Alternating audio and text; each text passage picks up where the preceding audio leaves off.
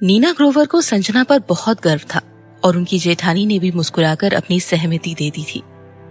संजना ने चुपके से जनरल ग्रोवर की तरफ देखा और उन्हें नॉर्मल मूड में देखकर उसने चैन की सांस ली, लेकिन अगले ही पल उसका दिल डर के मारे तेजी से धड़कने लगा, क्योंकि नीना ग्रोवर ने उसे कहा कि वो जनरल ग्रोवर को डैड बोले। संजना के सुनते ही पसीने छूट गए, लेकिन अगर वो उन्हें डैड नहीं बोलेगी तो ये बात अच्छी नहीं होगी।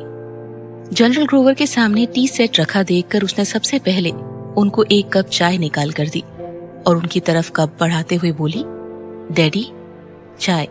जनरल ग्रोवर के चेहरे पर कोई एक्सप्रेशन नहीं थे और उन्होंने संजना को कोई जवाब नहीं दिया, लेकिन उन्होंने उसके हाथ से चाय का कप ले लिया और चाय पीने लगे।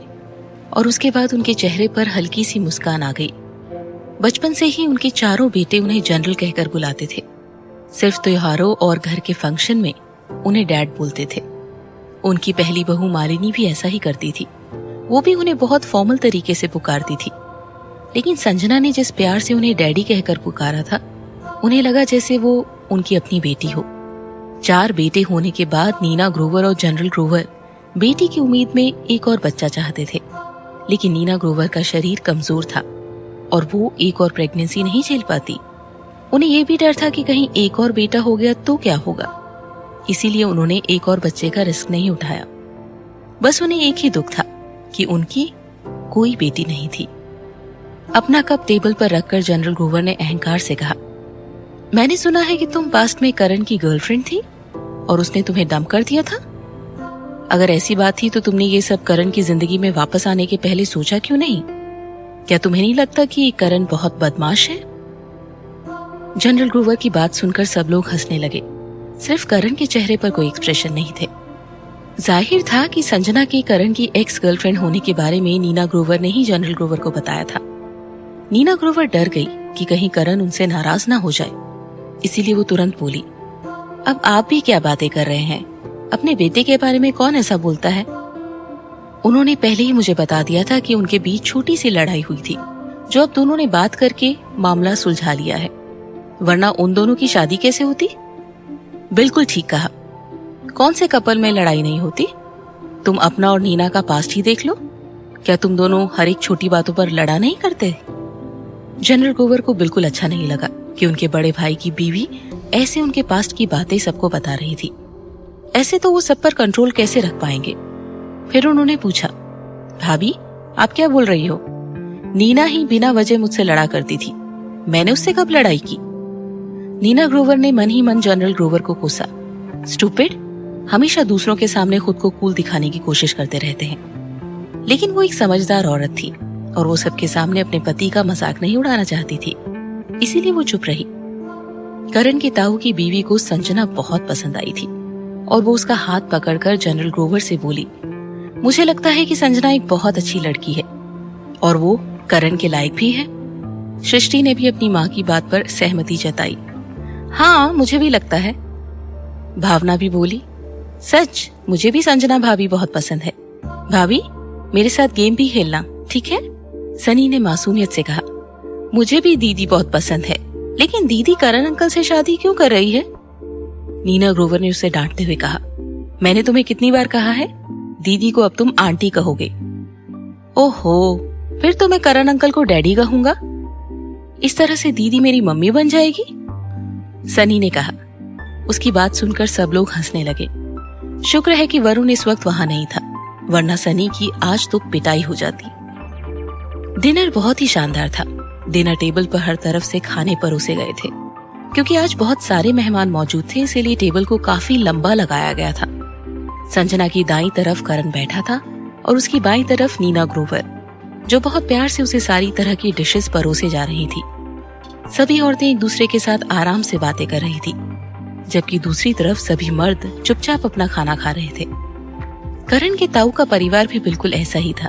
क्योंकि करण के दादा भी आर्मी में थे, इसीलिए उनके सभी बच्चे मिलिट्री अनुशासन में पले बड़े थे। संजना भी चुपचाप अपना खाना खा रही थी और इसीलिए बीच बीच में करण की ताई उसे छेड़ती जा रही थी। मैंने नोटिस किया है कि संजना का पोस्चर भी बिल्कुल आर्मी वालों की तरह है। ऐसा लगता है जैसे ये हम में से एक है। सभी लोगों ने तुरंत संजना की तरफ देखा। संजना शर्मा गई और उसकी खाना खाने की हिम्मत भी नहीं हो रही थी। शायद वो एक एथलीट थी, इसीलिए उसका पोस्चर इतना सीधा था जो बिल्कुल आर्मी वालों की तरह लगता था। करण ने उसका ध्यान भटकाते हुए उसकी प्लेट में खाना सर्व किया और बोला, ये खाओ। जनरल ग्रोवर को संजना का बैठने का तरीका देखकर बहुत खुशी हुई। अचानक उन्हें लगा कि संजना उनकी बहू बनने के लिए पैदा हुई थी। अगर वो सब, खैर छोड़ो, अब जब सब बात यहाँ तक पहुंची गई है तो बेहतर होगा कि उस बारे में बात ना की जाए। संजना के सामने करण के तीसरे नंबर का भाई प्रतीक और उसकी बीवी मालिनी बैठे थे।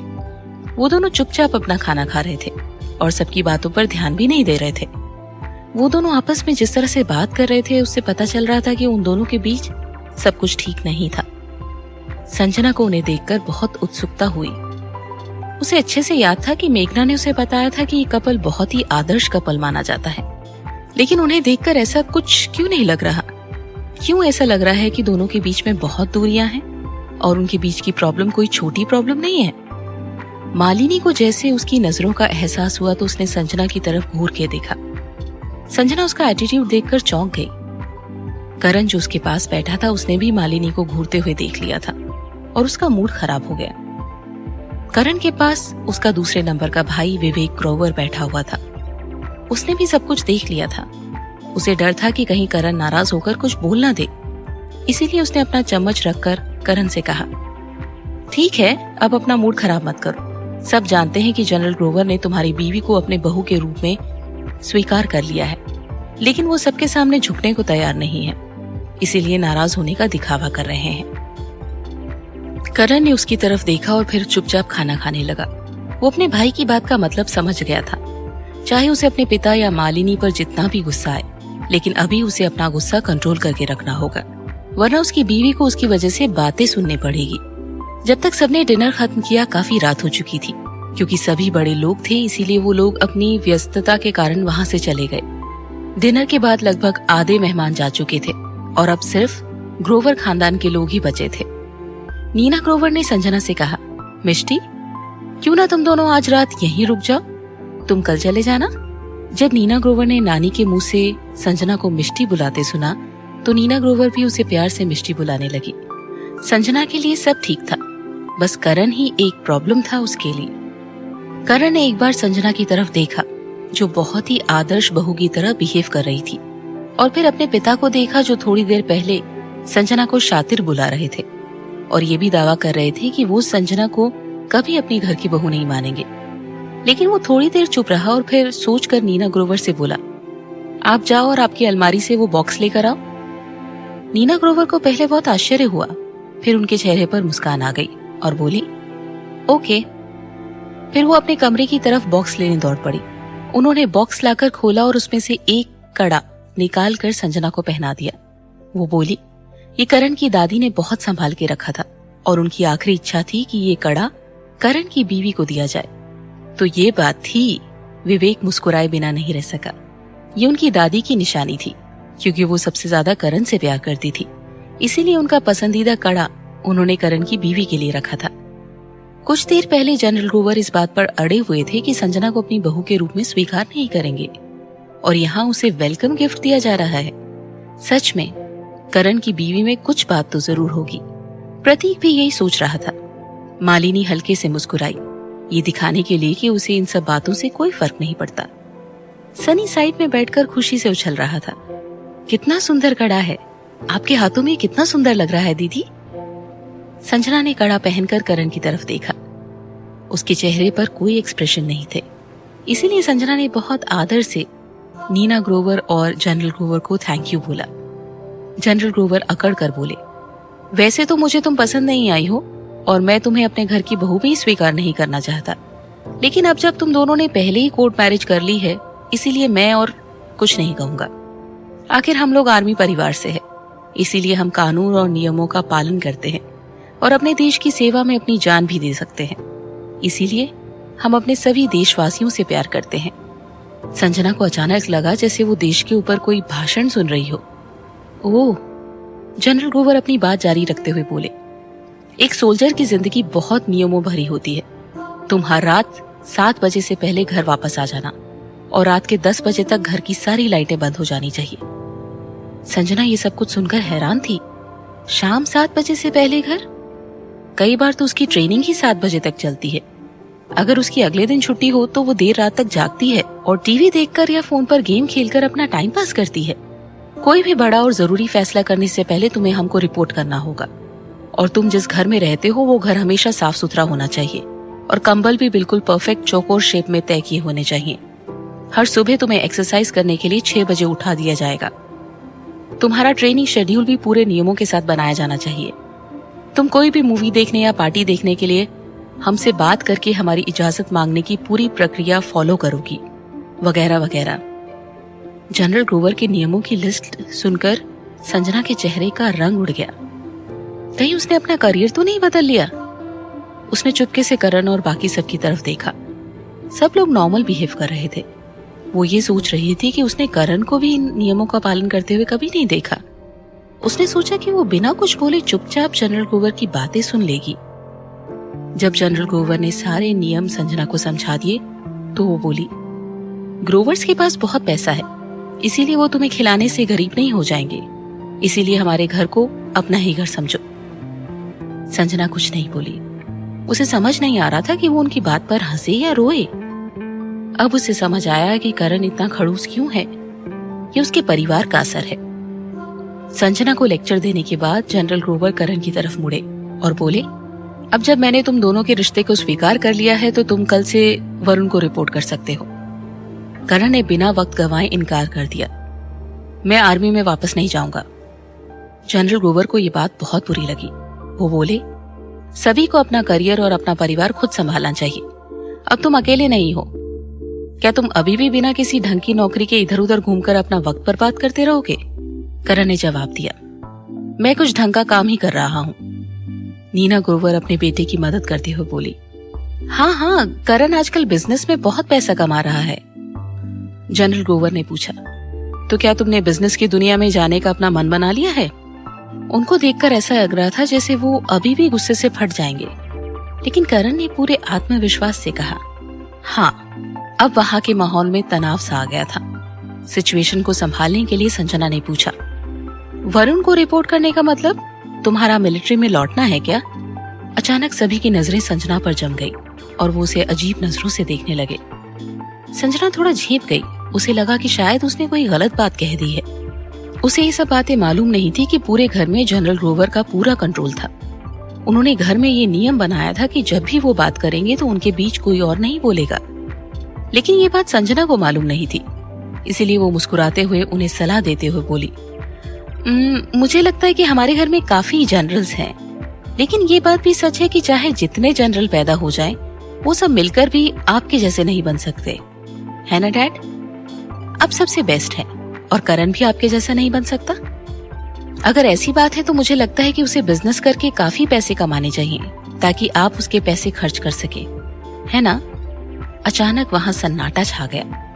भले ही जनरल ग्रोवर चुप थे, लेकिन उनका गुस्सा पूरी तरह से गायब हो चुका था। वहां मौजूद सब लोग कभी उनको देखते, कभी संजना को। संजना ने घबराकर करण की तरफ देखा, जो काफी परेशान दिख रहा था। संजना को ऐसा लगा जैसे वो किसी भूखे शेर के सामने खड़ी हो गई हो। उसने हिचकिचाते हुए पूछा, क्या मैंने कुछ गलत कहा? करण ने जनरल ग्रोवर के चेहरे पर सुकून और खुशी देख ली थी। उसने संजना की तरफ देखा। अगर वहां इतने सारे लोग मौजूद नहीं होते तो वो उसे इसी वक्त किस कर लेता। वो गलत था। उसकी बीवी बेवकूफ नहीं थी, वो बात करने में बहुत स्मार्ट थी। नीना ग्रोवर उसका सुझाव सुनकर एक पल के लिए दंग रह गई, फिर मुस्कुराते हुए बोली, नहीं, तुमने बिल्कुल ठीक कहा। फिर वो जनरल ग्रोवर को देखते हुए बोली, सुनिए, आपको क्या लगता है? जनरल ग्रोवर मुंह बनाकर बोले, ये लड़का बिल्कुल काम का नहीं है और इसकी यही सजा होगी कि ये बिजनेस करके बहुत सारे पैसे कमाए ताकि हम सब भविष्य में खूब ऐश कर सकें। मुझे मंजूर है। सब लोग हैरान थे।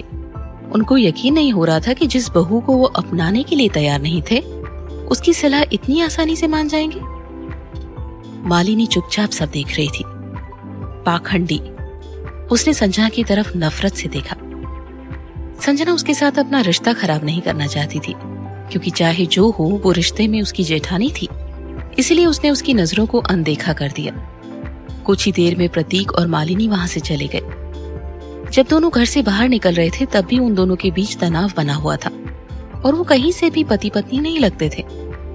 ग्रोवर्स में से किसी ने उन्हें कुछ नहीं कहा। विवेक भी थोड़ी देर के बाद वहां से चला गया। उन सब के जाने के बाद संजना ने करण की तरफ देखा। वैसे तो वो करण की इच्छा का पालन करेगी, लेकिन जनरल ग्रोवर के लंबे चौड़े नियम सुनने के बाद वो वहां रुकना नहीं चाहती थी, क्योंकि उसका सुबह 6 बजे उठकर एक्सरसाइज करने और रात को 10 बजे सो जाने का कोई इरादा नहीं था। लेकिन नीना संजना को वहीं रोकना चाहती थी। वो बोली, तुम दोनों क्या आज रात यहाँ नहीं रुक सकते? आज रात प्लीज यहीं रुक जाओ। संजना ने कुछ नहीं बोला और सारा फैसला करण के ऊपर छोड़ दिया। उसने तुरंत वहां रुकने से मना कर दिया। नीना ग्रोवर की आंखों में आंसू आ गए। उन्होंने करण से कहा, देखो तुम हमेशा बाहर रहते हो, यहाँ तक कि तुम्हारे डैडी भी पूरे वक्त घर पर नहीं होते, बस मैं और सनी ही अकेले रहते हैं। काफी मनाने के बाद सनी भी संजना से चिपक गया। दीदी आप आज रात यहीं रुक जाओ ना, आप मेरे साथ सोना, ठीक है? जनरल ग्रोवर ने उसे डांटते हुए बोला, तुम्हारे मैनर्स कहाँ हैं? वो तुम्हारी आंटी है। क्या तुमने अपना होमवर्क पूरा किया? सनी अपने दादा से बहुत डरता था और वो जब भी घर पर होते थे तो वो बहुत अच्छे से बिहेव करता था और जब वो उससे बातें करते तो चुपचाप सुनता। संजना की हालत भी उससे अलग नहीं थी। उसे भी जनरल ग्रोवर से बहुत डर लग रहा था। करण नीना ग्रोवर को रोते हुए नहीं देख सकता था, इसीलिए उसने उनकी बात मान ली। संजना ने सनी के सर पर प्यार से हाथ फेरा और कहा, ठीक है, मैं आज रात यहीं रुकूंगी। जाओ, जाकर अपना होमवर्क खत्म कर लो और उसके बाद हम दोनों गेम खेलेंगे। हुर्रे, मजा आ गया दीदी। संजना की बात सुनकर सनी तुरंत खुशी से उछल पड़ा, लेकिन जैसे ही उसकी नजर जनरल ग्रोवर पर पड़ी वो चुपचाप सिर झुकाकर बैठ गया। संजना अपने फेसबुक पर पोस्ट डालना चाहती थी, मेरे ससुर खड़ूस जनरल है, मैं उनका क्या करूं? मैं आपके जवाब का ऑनलाइन इंतजार करूंगी, अर्जेंट है। नीना ग्रोवर अपने पति को बहुत अच्छे से जानती थी। वो पूरे यकीन से कह सकती थी कि उन्हें संजना बहुत पसंद आई है। वैसे तो वो हमेशा रोशनी की साइड लेते थे और उससे बहुत प्यार से बात करते थे, लेकिन मन ही मन जनरल ग्रोवर भी यही चाहते थे कि करण की रोशनी से शादी हो। लेकिन उन्हें ये जानने की बहुत उत्सुकता थी कि आखिर उनके बेटे ने उस लिफाफे में ऐसा क्या दिया है जिसे देखने के बाद उन्हें करण की शादी से कोई एतराज नहीं था।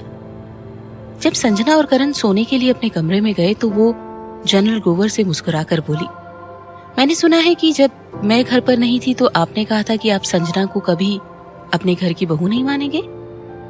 जनरल ग्रोवर ने चिढ़कर कहा, मैं उसे अपने घर में घुसने की इजाजत नहीं देने वाला था, लेकिन अगर मैं ऐसा नहीं करता तो तुम्हारा बेटा उसके घर पर जाकर रहने लगता। उन्होंने करण को पाल पोस कर बड़ा किया था। वो जानते थे कि उनके मन में क्या चल रहा है। नीना भी अपने बच्चे के नेचर को अच्छे से जानती थी। करण कमजोर नहीं था, बस बहुत जिद्दी था और किसी भी मुश्किल में डटकर खड़ा रहता था और बिल्कुल भी झुकना नहीं चाहता था। अगर जनरल ग्रोवर संजना को बहू मानने से इनकार कर देते तो करण उनके साथ अपने सारे रिश्ते तोड़ देता और संजना से शादी कर लेता, चाहे जितना भी खराब लगे। लेकिन करण का तरीका यही था।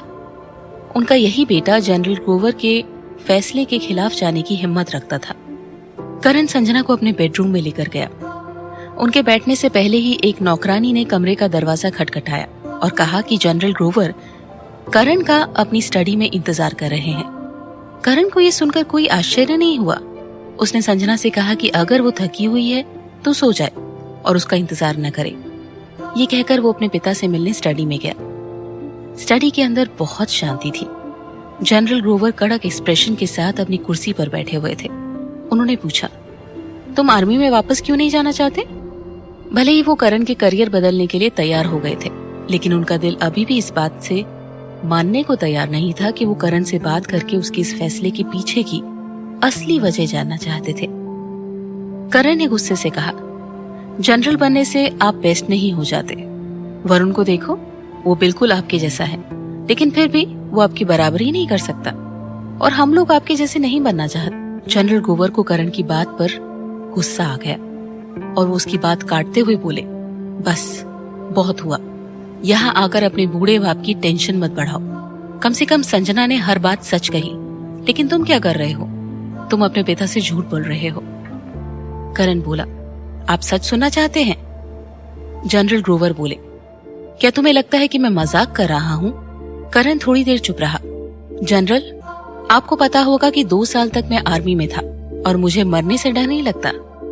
जितना खतरनाक मिशन होता, मरने का खतरा उतना बढ़ जाता, लेकिन मैं उन सब मिशनों पर बेखौफ गया हूँ। इस वजह से मैं 2 साल में ही वरुण के बराबर पहुंच गया। लेकिन आप जानते हैं क्यों? जनरल ग्रोवर जानते थे कि करण बहुत काबिल सोल्जर है, इसीलिए वो 2 साल में ही वरुण के बराबर ओहदे पर पहुंच गया था। इसी वजह से वो चाहते थे कि करण आर्मी ना छोड़े। जब उन्होंने सुना था कि उनका बेटा बहुत खतरनाक मिशन पर जाता है, तो उस वक्त वो बहुत चिंतित हुए। लेकिन फिर उन्होंने सोचा कि शायद करण अपनी काबिलियत साबित करने की कोशिश कर रहा है। वो दुनिया को दिखाना चाहता है कि उसने अपने पिता की वजह से नहीं, बल्कि अपनी बहादुरी के दम पर इतनी बड़ी पोस्ट हासिल की है। जनरल ग्रोवर ने गुस्से से पूछा, क्यों? करण ने सीरियस होकर कहा, क्योंकि मैं पास्ट में संजना के साथ था। एक दिन उसने मेरे साथ a farewell letter for my wife पढ़ी। उसके बाद उसने मुझसे वादा लिया कि मैं हर हाल में उसके बाद ही मरूं, उससे पहले नहीं। उसने कहा कि जो जिंदा रह जाता है, सबसे ज्यादा दर्द और तकलीफ उसे ही सहनी पड़ती है। A farewell letter for my wife एक किताब है जो एक सोल्जर ने अपनी बीवी के लिए लिखी थी। जनरल ग्रोवर को अपने कानों पर विश्वास ही नहीं हुआ। तो इसका मतलब पास्ट में करण जिस लापरवाही से अपनी जान का जोखिम उठाता था, वो सिर्फ संजना को दर्द देने के लिए था। वो गुस्से से चिल्लाए, तो अब उस वादे को पूरा करने के लिए तुम्हें मरने से डर लगने लगा है? करण ने अपनी बात को जारी रखते हुए कहा, जब वो जूनियर हाई स्कूल में थी तभी उसके पेरेंट्स की एक एक्सीडेंट में मौत हो गई थी। उसकी नानी की उम्र भी बहुत हो चुकी है और उसकी बड़ी बहन 7 साल से कोमा में है, और वो कब होश में आएगी कोई नहीं जानता।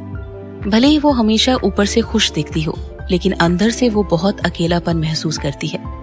वो दूसरों की दया नहीं चाहती, इसीलिए वो हमेशा खुश रहकर अपनी जिंदगी जीना चाहती है। मैंने उससे ऑलरेडी शादी कर ली है और मैं किसी भी कीमत पर उसे कभी अकेला नहीं छोड़ूंगा और ना ही उसे किसी अपने को खोने का दर्द सहने दूंगा। मैं इस वक्त बस इसी मिशन पर काम कर सकता हूँ, क्योंकि उसके पास मेरे सिवा और कोई नहीं है। करण के शब्द दिल को छू लेने वाले थे और इमोशनल थे। अगर कोई लड़की उसकी बातें सुन ले तो शायद वो रो ही पड़े, लेकिन जनरल ग्रोवर के लिए ये बहुत शर्म की बात थी कि करण संजना की वजह से इतना कमजोर पड़ गया। उन्होंने गुस्से में अपने पास रखा चाबुक उठाया और करण को पीटने लगे। वो गुस्से से बोले, प्यार ने तुम्हें कमजोर बना दिया है। तुम इतना कमजोर हो गए हो कि मरने से डरने लगे हो। वास्तव में ये बात सच थी। करण को अब मरने से डर लगने लगा था। वो संजना को अकेला नहीं छोड़ना चाहता था, इसीलिए करण ने खुद को बचाने की कोशिश नहीं की और जनरल ग्रोवर बेरहमी से उसकी पीठ पर चाबुक मारते रहे। करण को चाहे जितना भी दर्द हो रहा था, लेकिन उसने मुंह से आवाज नहीं निकाली। काफी देर के बाद जनरल ग्रोवर ने उसे पीटना बंद कर दिया। करण को चुपचाप मार खाता देखकर उन्हें और गुस्सा आ गया और उन्होंने चिढ़कर उसे वहां से जाने के लिए कहा, जाओ जाओ यहाँ से, जाओ और जाकर बिजनेस करो जैसे तुमने प्लान किया है। अगली बार अगर तुम तीनों भाइयों को पैसे की जरूरत पड़े तो मेरे पास मदद मांगने मत आना। संजना नहाकर बाहर निकली ही थी और अपने बाल सुखा रही थी। जब करण वापस लौटा, उसने देखा कि करण बहुत गुस्से में लग रहा था। बाल सुखाकर वो करण के पास जाने लगी। वो उस वक्त अपनी टी शर्ट उतार रहा था। जब संजना ने करण की पीठ पर लाल रंग के गहरे निशान देखे तो वो दंग रह गई। उसने घबराकर पूछा, क्या हुआ? करण ने जवाब नहीं दिया।